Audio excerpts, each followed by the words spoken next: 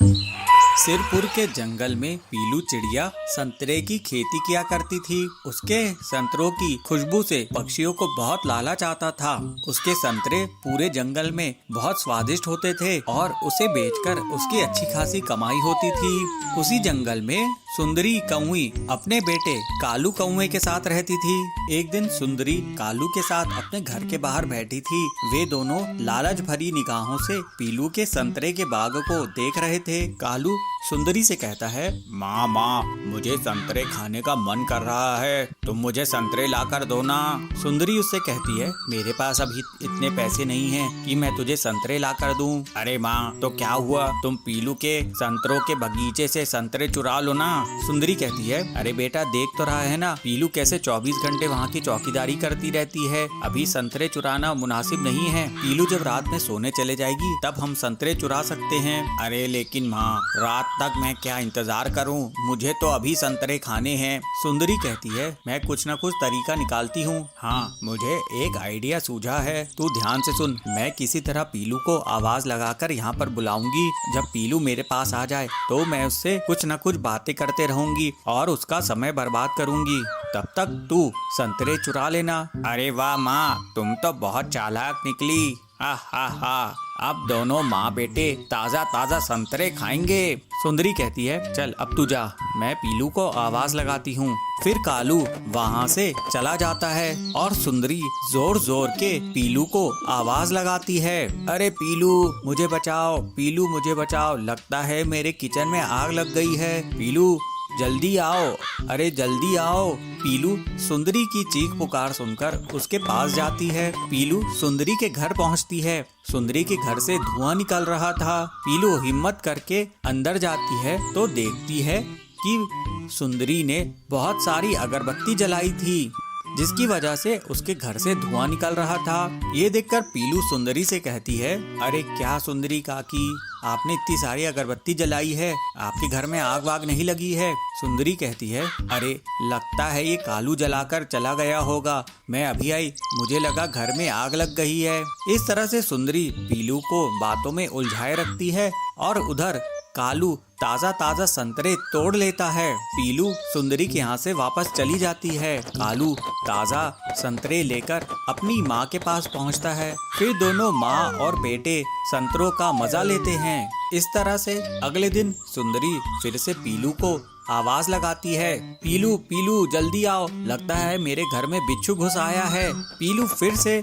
सुंदरी के घर जाती है और जब वो घर के अंदर देखती है तो कहीं पर भी बिच्छू नहीं रहता है। वो सुंदरी से कहती है, काकी आपके घर कोई बिच्छू बिच्छू नहीं है, चलिए अब मैं अपने बगीचे की रखवाली के लिए वापस जाती हूँ। ऐसा कहकर पीलू वहाँ से चली जाती है और उसके पीछे से कालू फिर से ताजे संतरे तोड़कर अपने घर ले आता है। ऐसे ही कई दिनों तक सुंदरी और कालू पीलू के बगीचे से संतरे चुराकर खाते रहते हैं और मजे उड़ाते रहते हैं। एक शाम पीलू अपने संतरे के बगीचे में संतरे गिनती है। अरे मेरे संतरे लगातार कम कैसे होते जा रहे हैं, जरूर कोई इन्हें चुरा कर लेकर जा रहा है। अगले दिन सुंदरी फिर से पीलू का आवाज लगाती है, लेकिन पीलू उसके पास नहीं जाती है। आज चाहे कुछ हो जाए मैं तो अपना बगीचा छोड़कर नहीं जाऊंगी, मुझे इसकी चौकीदारी करनी ही पड़ेगी। सुंदरी और कालू निराश हो जाते हैं। कालू सुंदरी से कहता है, माँ ये पीलू तो बहुत चालाक निकली, ये तो टस से मस नहीं हो रही है, अब हम क्या करेंगे, आज लगता है संतरे खाने को नहीं मिलेंगे।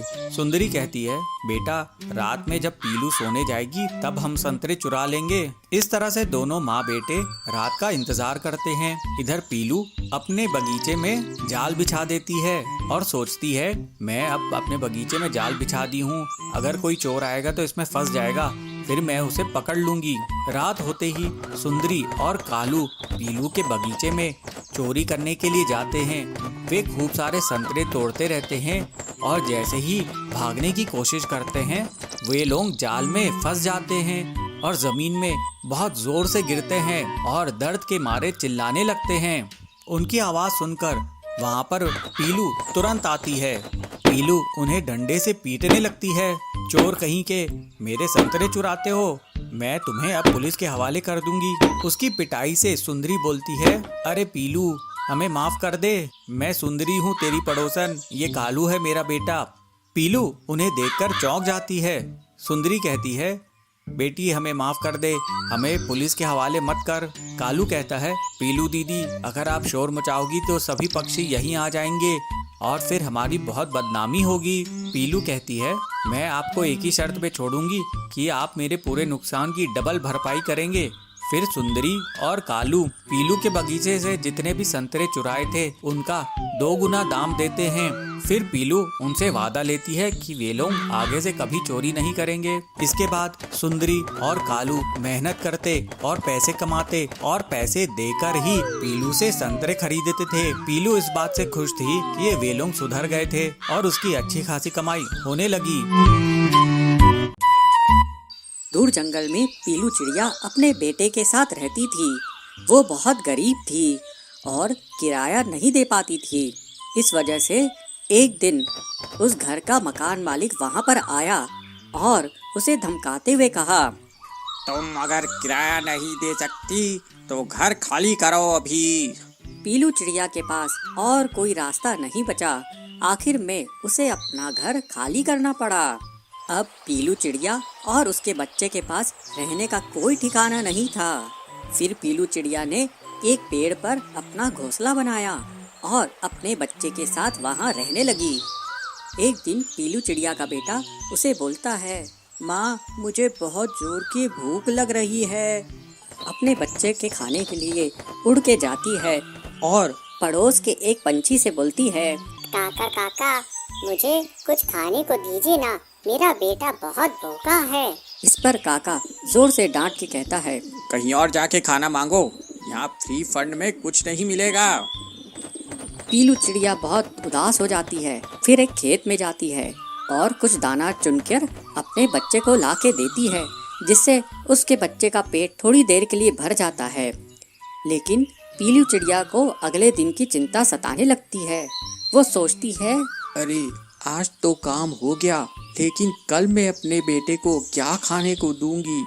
अगले दिन पीलू चिड़िया अपने बच्चे के साथ जंगल में जाती है और खाने के लिए कुछ ढूंढने लगती है। वो अपने बच्चे से कहती है, बेटा आज के जमाने में कोई किसी की मदद नहीं करता, पहले सब एक दूसरे की मदद करते थे। ऐसा कहकर वो लोग दाना ढूंढने लगते हैं। तभी पीलू चिड़िया को एक साधु तपस्या करते दिखते हैं।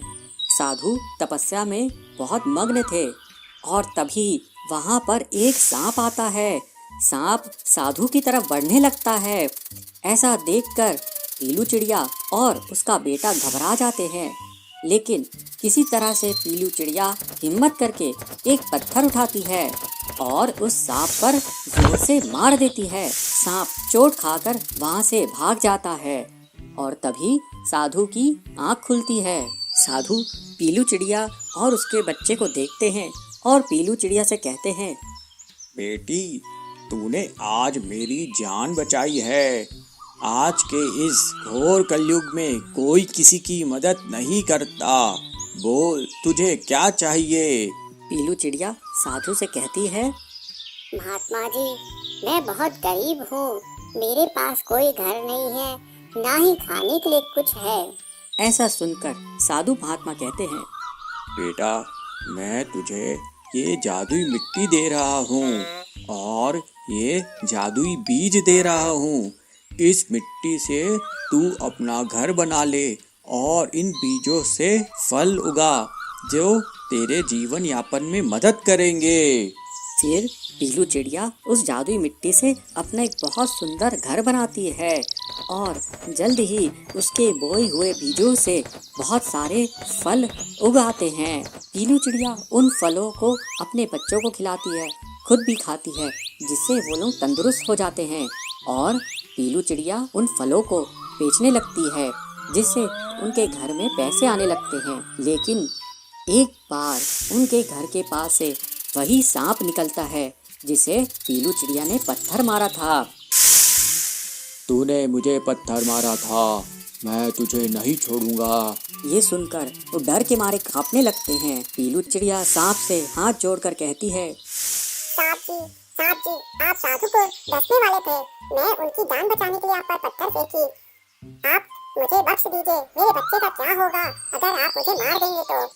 लेकिन सांप उसकी एक भी नहीं सुनता और वो अपनी जीभ लपलपाते हुए आगे बढ़ता है। पीलू चिड़िया और उसका बेटा आंख बंद करके साधु को याद करने लगते हैं और प्रार्थना करते हैं कि जल्द ही साधु आकर उनकी जान बचाए। जैसे ही सांप उनको डसने वाला होता है तभी वहाँ पर साधु महात्मा प्रकट होते हैं और सांप को एक डंडा मारते हैं जिससे सांप बेहोश हो जाता है। साधु महात्मा उस सांप को एक बोरे में डालकर दूर फेंक देते हैं। साधु महात्मा को देखकर पीलू चिड़िया और उसका बेटा उन्हें प्रणाम करते हैं और उन्हें वो फलों का भोग लगाते हैं। इससे साधु महात्मा खुश होते हैं और पीलू चिड़िया और उसके बेटे को आशीर्वाद देते हैं कि वो हमेशा खुश रहें। इस तरह से मुसीबत में रह के भी दूसरों की मदद करने के कारण पीलू चिड़िया और उसका बच्चा हमेशा खुश रहने लगते हैं। एक होशियार तोता है जो किसी भी जानवर की आवाज निकाल सकता है। पीलू हमेशा खुश रहने वाला बहादुर चिड़िया है जो लोगों की मदद करने से पीछे नहीं रहता। ये दोनों एक बार जंगल में सैर करने के लिए निकले। दोनों दोस्त अलग अलग पेड़ों से मीठे फल खाकर मजे कर रहे थे। चुप, मजा आ गया। जंगल में उड़ते उड़ते वे लोग रास्ता भटक जाते हैं। ननकू पीलू से बोलता है, मुझे लगता है उस पेड़ के पीछे से कोई रास्ता होगा। वो दोनों उड़ के उस पेड़ के पीछे जाते हैं लेकिन और घने जंगल में पहुंच जाते हैं। पीलू बोलता है, अरे ये कहाँ ले आया तू? अरे तू डर मत, मैं हूँ ना। अरे यार तू है, इसी बात का तो डर है। अब तो प्यास भी लगने लगी है। वो देख, एक तालाब है, वहाँ पानी पी लेते हैं। मैं नहीं जा रहा वहाँ पानी पीने। अरे अभी तो तू बोल रहा था ना कि डर मत, अब तो खुद ही डर रहा है। चल। पीलू ननकू का हाथ पकड़कर उसको तालाब की तरफ लेके जाता है। वो लोग पानी पीते हैं और अपना मुंह धोते हैं। तभी ननकू को सामने झाड़ी में कुछ हलचल दिखती है। पीलू, वो देख, वहाँ झाड़ी में वो झाड़ी हिल रही है। लगता है कोई बाज है, चल भागते हैं। वो दोनों बहुत जोर से वहाँ से भाग जाते हैं। ननकू, अरे ये तो बाज ही है, क्या मुसीबत है। और वो लोग जल्दी से एक घने पेड़ में छुप जाते हैं। बाज उसी पेड़ के पास पहुँच जाता है। पीलू ननकू से कहता है, ननकू इससे बचने का एक ही तरीका है। क्या? तू शेर की आवाज निकाल। पर ये डरेगा क्या? हाँ, क्यों नहीं डरेगा, शेर से सब डरते हैं, जल्दी कर। ठीक है। ननकू हिम्मत करके जोर से शेर की तरह दहाड़ता है और बाज डर जाता है। वो इधर उधर देखता है और वहाँ से तुरंत उड़ जाता है। हे भगवान, शुक्र है। ननकू और पीलू जंगल में आगे बढ़ते हैं और उन्हें जंगल के बीच में एक छोटा सा घर जैसा दिखता है। अरे यार वो देख, ये छोटा घर जैसा है। यहाँ जंगल के बीच में घर कौन बनाएगा? कुछ गड़बड़ है, जल्दी निकल यहाँ से। तभी वहाँ बहुत से कौओं की आवाज आती है। दोनों दोस्त तुरंत ही घनी झाड़ी में छुप जाते हैं। कौओं का झुंड डाकुओं का झुंड है। सरदार कौआ अपने एक डाकू से कहता है, छलिया जा, जल्दी से गिनती करके आ। छलिया कौआ एक पेड़ के पास जाता है और उसकी जड़ के पास हाथ से मिट्टी हटाता है और वहाँ से एक कार्ड निकालता है। वो कार्ड उस छोटे से घर में बने एक खांचे में डालता है और उस घर का दरवाजा खुल जाता है। छलिया अंदर जाता है। दोनों दोस्त एक दूसरे को देखते हैं। छलिया बाहर आता है और अपने सरदार से कहता है, सरदार 5 है अंदर। ठीक है, चलो अब जल्दी। छलिया वापस से कार्ड को मिट्टी से ढक देता है। डाकू कौओं का झुंड वहाँ से चला जाता है। पीलू ननकू को कहता है, लगता है अंदर खजाना है, अंदर जाके देखते हैं। ना बाबा, मैं नहीं जा रहा। डाकू वापस आ गए तो ठीक है, तू यही रुक, मैं अंदर जाता हूँ। तू यही बाहर रुक कर डाकुओं पर नजर रखना। ठीक है। पीलू कार्ड खांचे में डालता है और दरवाजा खुल जाता है और वो अंदर चला जाता है। ननकू कार्ड को निकालकर फिर से मिट्टी से ढक देता है और जल्दी से छुप जाता है। घर के अंदर पीलू को कुछ नहीं मिलता, लेकिन एक सीढ़ी जमीन से नीचे जाते दिखाई देती है। ये सीढ़ी? पीलू सीढ़ी से नीचे पहुंचता है और देखता है कि वहाँ बहुत सारी चिड़ियाएं सुरंग खोद रही हैं। वो सब बहुत दुखी हैं और डरी हुई हैं। उनमें से एक मजदूर चिड़िया उसे देख लेता है।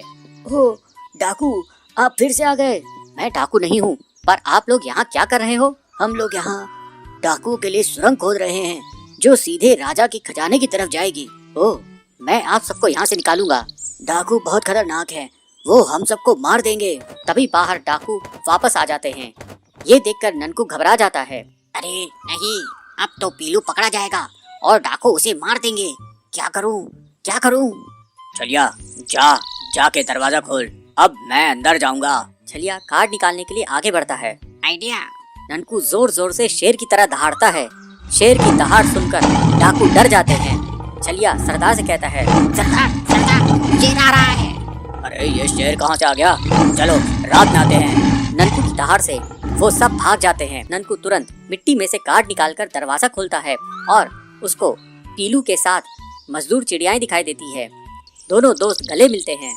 रात होती है और डाकू कौओं का झुंड वहाँ फिर से आता है।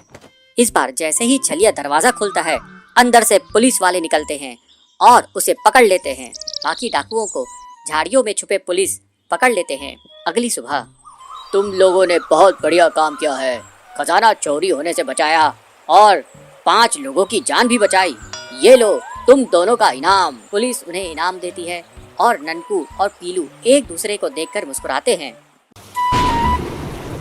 एक जंगल में एक हरा भरा आम का पेड़ था। आम के पेड़ पर संगीत नाम की एक कोयल रहती थी। उसने बहुत सुंदर घोंसला बनाया हुआ था जिसमें उसके छोटे छोटे बच्चों के साथ वो रहती थी। छोटे होने के कारण वो बच्चे अभी उड़ना सीख ही रहे थे, तो संगीत उनके लिए खुद वो खाना ढूंढ कर लाकर अपनी चोंच से प्यार से खिलाती थी। एक दिन जोरों शोरों से बरसात शुरू हो गई। बिजली गरज रही है, बारिश हो रही है। तभी संगीत के बच्चों को जोर से भूख लगने लगी। माँ, भूख लगी है माँ। अरे बच्चों, मैं कुछ न कुछ इंतजाम करती हूँ। देखते ही देखते बच्चे जोर जोर से चिल्ला के रोने लगे। एक बच्चे को देख के दूसरा बच्चा रोने लगा। माँ, मुझे भी भूख लग रही है माँ, कुछ न कुछ तो दो ना। संगीत को बहुत चिंता हुई। अपने बच्चों को रोते हुए संगीत को नहीं देखा जा रहा था। वह उन सबको चुप कराने की कोशिश कर रही थी, किंतु बच्चे भूख से तड़प रहे थे। माँ देखो ना, कल का कुछ भी हो चलेगा, मैं खा लूंगी। इस बात से संगीत उदास होने लगी क्योंकि घर में कुछ नहीं था। संगीत सोच में पड़ गई। अरे इतनी जोर बारिश हो रही है, मैं खाना कहाँ से लाऊंगी?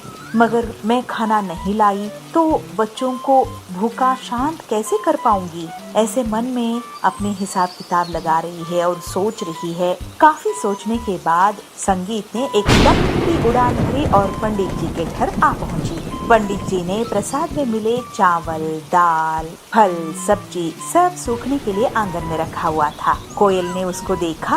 अरे यहाँ पे तो काफी सारा भोजन है, मैं अपने बच्चों को जरूर पेट भर खिला सकती हूँ। यह सोचते हुए बच्चों के लिए अपने मुंह में संगीत ने ढेर सारा चावल लिया और पैरों से एक फल भी ले लिया और झटपट वहाँ से उड़ गई। भीगी भागी सी जैसे ही वो घोंसले में पहुँचती है तो सभी बच्चे एक साथ पूछते हैं, माँ आप भीग गए हो? माँ मुझे ना भूख नहीं है, आप बरसात में मत जाओ। बच्चों की बात सुनते हुए संगीत की आंखों में भी पानी आ जाता है और अपने पंख को झटकाते हुए बोलती है, अरे मैं माँ हूँ, मुझे कुछ नहीं होगा, आपका पेट भर जाए, इससे ज्यादा मुझे क्या चाहिए? ऐसे कहते हुए सभी बच्चों को प्यार से अपने मुंह में जो दाना लाई थी उसको खिलाती है और फल भी काट काट के वो भी देती है। फल और दाने खा के बच्चों का पेट भर गया। वह सब चुप हो गए और आपस में खेलने लगे। संसार में माँ की ममता का कोई जोड़ नहीं है। अपनी जान विपत्ति में डालकर भी माँ अपने बच्चों की पेट भरती है और उसकी भलाई चाहती है। बच्चे खुश तो माँ भी खुश। ऐसे संगीत और बच्चे बहुत खुशी खुशी से बरसात का मजा लिया।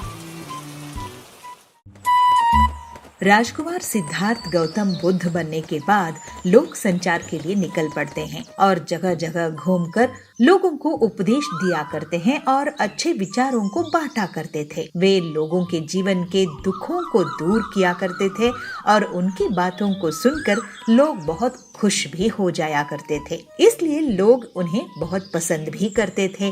लेकिन कुछ ऐसे भी लोग थे जो गौतम बुद्ध से ईर्ष्या करते थे। एक बार गौतम बुद्ध अपने शिष्यों के साथ भ्रमण कर रहे थे कि तभी एक व्यक्ति उनके पास आया और उन्हें उल्टा सीधा गालियां देने लगा और उन्हें ढोंगी बताया। यह सब सुन लेने के बाद भी महात्मा बुद्ध ने कोई प्रतिक्रिया नहीं दी। वे शांत रहे और चुपचाप अपने उपदेश पे जुट गए।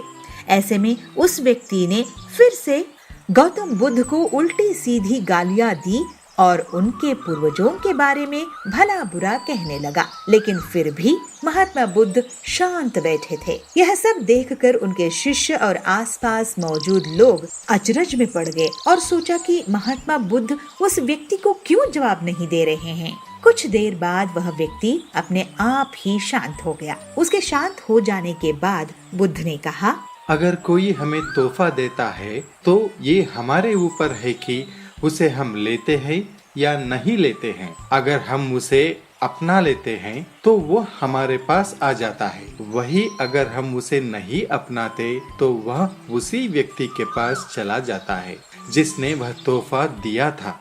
उसी प्रकार इस व्यक्ति द्वारा दिया गया अपशब्द स्वीकार करना या ना करना मेरे ऊपर है।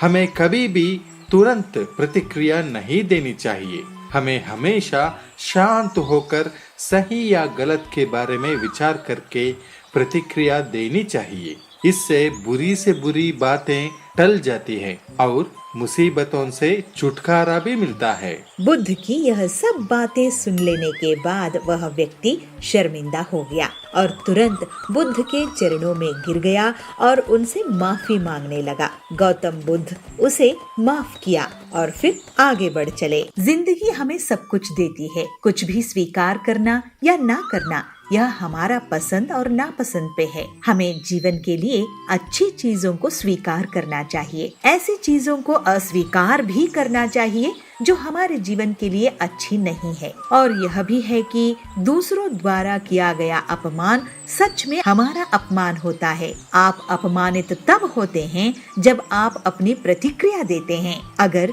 आपका कोई अपमान करे तो उसे आप एक अच्छी प्रतिक्रिया दीजिए। ऐसे करने से आपका अपमान नहीं होगा, लेकिन अगर आप बुरी प्रतिक्रिया दोगे तो जरूर आपका अपमान होगा। इसीलिए कोई भी प्रतिक्रिया देने से पहले 2 बार जरूर सोच लीजिए।